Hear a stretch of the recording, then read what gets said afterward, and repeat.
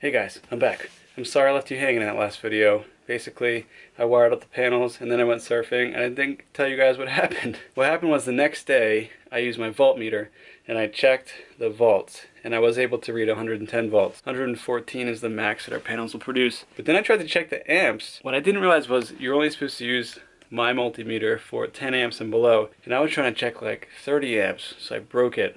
I also realized that in order to get the charge controller to run, you need to put a load on it. Basically, you need to have a battery for it to charge. So what I did was, I'll show you right now.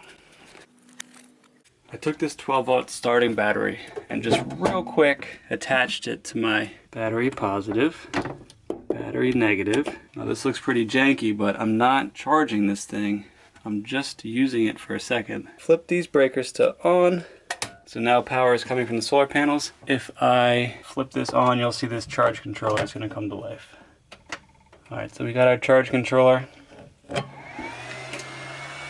Now I can turn this off. There's still plenty of sun out there. You see right there, I'm getting 97 volts in. It's only producing 17 watts. Now the reason is that this charge controller is going to adapt to the load that you give it. Let me show you guys something real quick. I've got this 12 volt test light, and if I attach it to this fuse block right here, you see that it's come to light. Now this thing is pulling 22 watts instead of 17 because it has just a little bit more of a load on it. I've tested this, that goes up and up, and the more that I add to this fuse block. I know from that and from the testing that I've done that my panels are wired correctly, so that's good news. By the way, if you don't know what I'm talking about, watch the video in the card that's coming up right now, because that shows you the last video that I did. One more thing, let me show you the Dicor. Now the Dicor has also been working out fine. This stuff is really waterproof. Even though it's not that sticky, as it's dried, it's stickier and it's really waterproof. So I'm not gonna mess with this. I'm gonna put some Eternabond tape over top to protect it,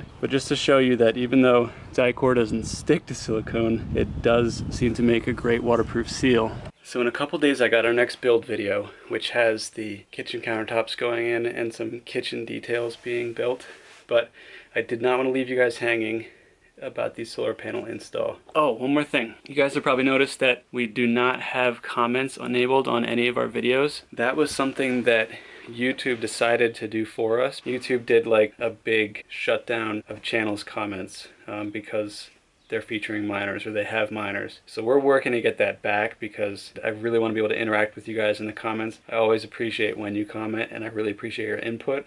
I've gotten some great ideas from you. I miss it.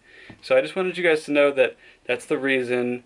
We hope to have it back someday. We've got a bunch more build videos coming. I'm about 2 months ahead of the videos, so in real life we've made a lot of progress, and if you want to see photos you can always go to our Instagram, which is at Gilligan Phantom. That's it. I'll catch you guys in a couple days for the next build video.